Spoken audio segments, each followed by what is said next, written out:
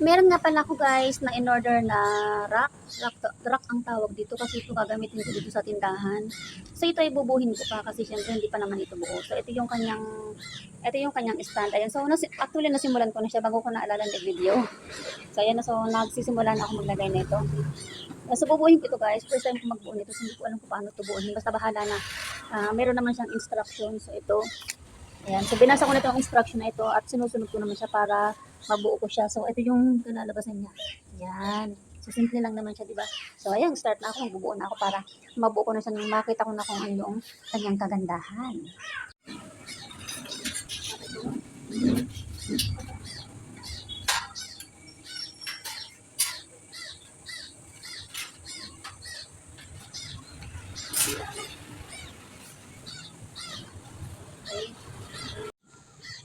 Inilagay ko na rin ito guys kasi para mayroon siyang balance. So hindi kasi makatayo. Nahirapan kasi ako siyang i-balance kasi walang mabuhay siya, kaya ito yung inuna ko muna. And then ito yung mga tornilyo niya. Ito. Yan. So ito, nailagay ko na itong isa dito. Nilagay ko na isa dito ng tornilyo. So dito naman sa kabila ko paglalagay ng tornilyo. Muntik naman. Diba ito? Wala sa ads ng ako. Yan na pala. Tapos isisip ko lang ito dito sa butas at saka pihit-pihitin lang itong tornilyo na ito para ano siya sumikip. Yan. So mamaya ko na lang sasikipan ng mabuti. Basta mahalaga mailagay ko muna ito. Saka ito susunod. Dito.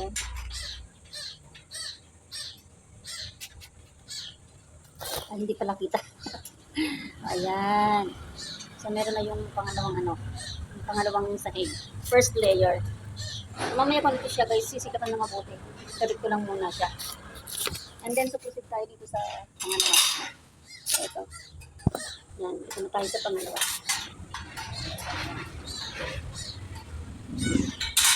Ito, kumuha naman ako ng dalawang tornilyo. Yan. Then, ilalagay ko siya dito sa pangalawang butas. Ito nyo pa guys. So, ito. Yan dito. Napulipat na. Yan. So, pangalawang butas siya. So, mamaya, di ko na kung anong purpose nito.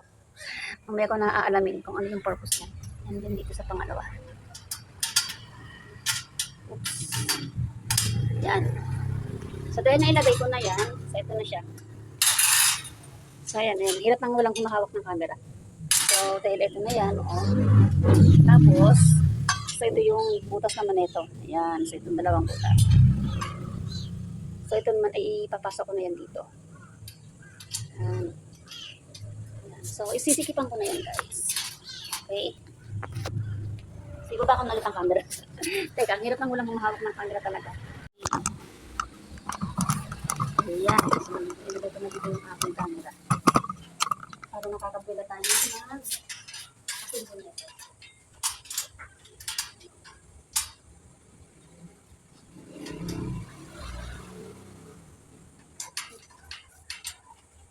Yes, parang baliktad ito.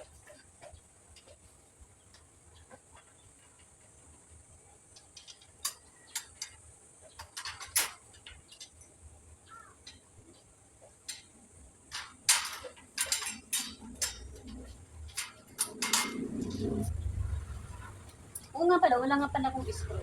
Dapat pala meron akong screwdriver na pang sikip nitong akin pang sikip nitong taas pa rin ng camera ko. Sura naman. So, mataas ang aking camera. Nakita yung dito sa baba. Masyado mataas. Okay. Parang mali yata pihit. Parang mali yata ang pihit ko. Okay, ito. So, kaya kasi guys pumili, kaya medyo na-interrupt muna tayo ng konti. Hirap nang walang screwdriver. Dapat may screwdriver ako dito. Walang screw eh. Kaya kami na lang muna. Ayan. Wala akong screw. Hindi ko kasi nasipan ng maayos. And then, so, dito naman sa kabila. Guys, pagkansan nyo ng ating puting kasi maingay.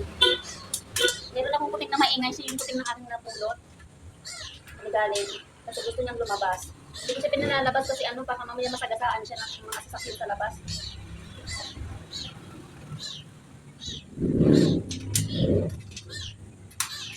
Kaya kahit maingay siya, kayain na.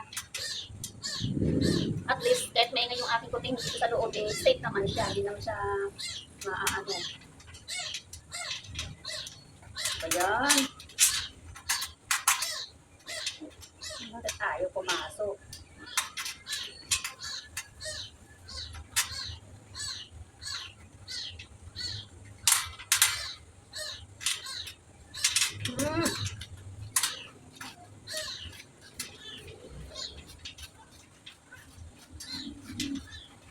Maintindihan na yung pumasok nito. Baka kanilang yung aking TikTok titigil.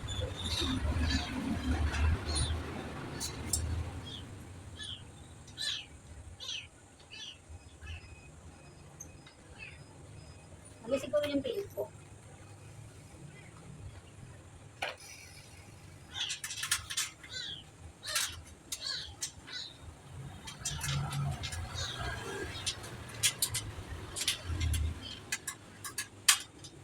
Ay, dito.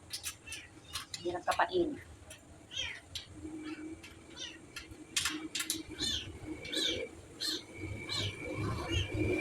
Ano itong kabila, madali na siyang pilitin.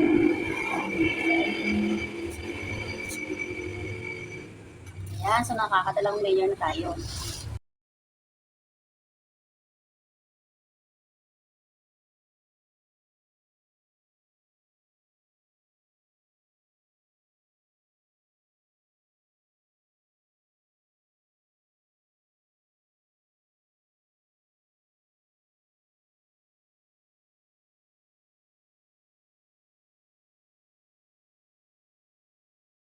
Ayan, so naikabit ko na lahat yan guys. So for ano lang, 1, 2, 3, 4, 5 layers. So ngayon gagamit na ako nito kasi sisikipan ko na yung mga tornilyo. Ayan, kasi maluluwag pa yung pagkakakabit ko yan. Bakit parang ayaw pumasok? Ayan, so sisikipan ko na siya. Nalaglag. Ay, bakit nalaglag?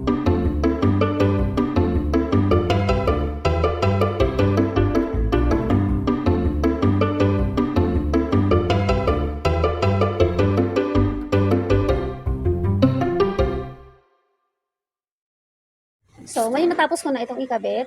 Ayan. So, ito naman ang ilalagay ko. Hindi ko alam kung paano ko rin ito ilalagay. So, gagawin pag-aaralan ko muna ito kung paano ko ilagay ito. Hindi ko alam. So, ang mangyayari yata niyan ay parang dito siya. So, dito siguro siya ilalagay. Pero parang hindi kasi wala naman ako makitang butas dito sa loob. So, ang nakita kong butas ay dito sa labas. So, pag-aaralan ko siya kung paano ko ikakabit yung ito, dalawang klase kasi siya eh. Yan. So, ito yung dito sa bandang likod. And then, ito yung siguro yung dito sa harapan. Yan. So, hindi pwedeng ganito siya eh. Bahala na. Tingnan ko kung ano. Pag-aaralan ko pa siya para may kabit ko. Naku. Kaya naman parang hindi ko ito maikabit-kabit. Itong parts na ito kasi baliktad pala yung kabit ko. So, supposed to be, dapat pala itong mga ganitong butas eh nakahadito yun sa loob. Hindi pala dito paharap. So, ito yung talagang baliktad ko. Ito at saka ito. Napagbaliktad ko siya. So, ngayon tatanggalin ko na naman to. Tatanggalin ko siya.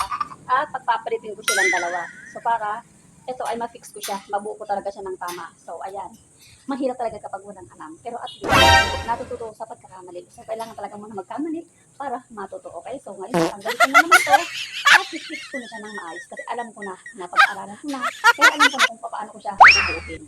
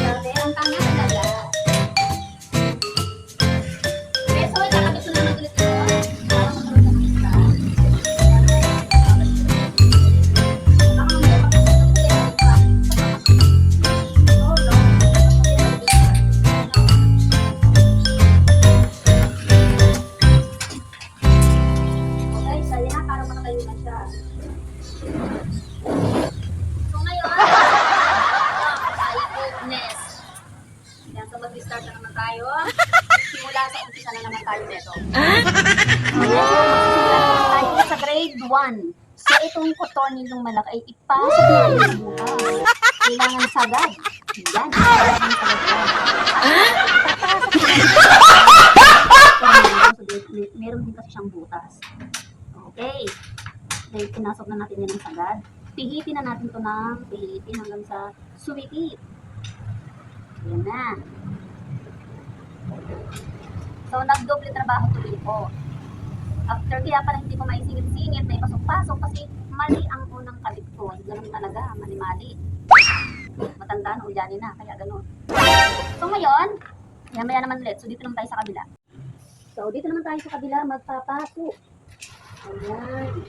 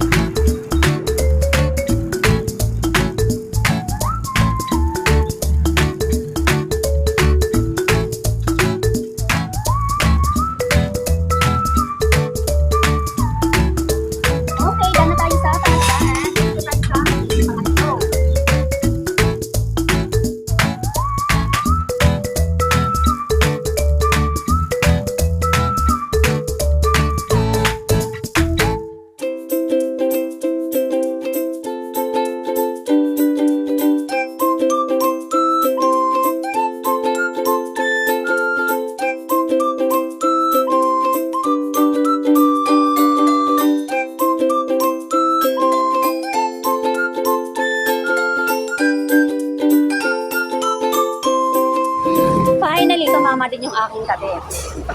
Dahil naikabit ko na siya ulit, natapos ko na ulit siyang ikabit. So ito ilalagay ko na ito. Ayan. So hindi na ako mahihirapan. At least alam ko na kung paano, diba? O, diba? So ayan, ipapasok ulit natin ito dito sa butas. O, di ngayon alam na. So, ayan na, natapos ko na sila lahat ikabit. O, diba? Tumama na rin yung aking kabit. Yung aking paglalagay. So, tumama na rin siya. Tapos sila lahat yan. Diba? O, ang ganda na. So, ang last kong gagawin guys, ay yung paglalagay naman ng gulong dito. Okay, so ito namang gulong na ito, ay ikakabit ko naman dito sa paan niya. So, ayan, magkabit na tayo ng gulong. Actually, natatawa sa sarili ko kasi baka mamaya magkamali na naman ako nagkabit ng gulong. Nako, Lord, just Lord. Sige, tingnan natin kung paano yung pagkakabit ng gulong na ito para matapos na itong aking rock na to.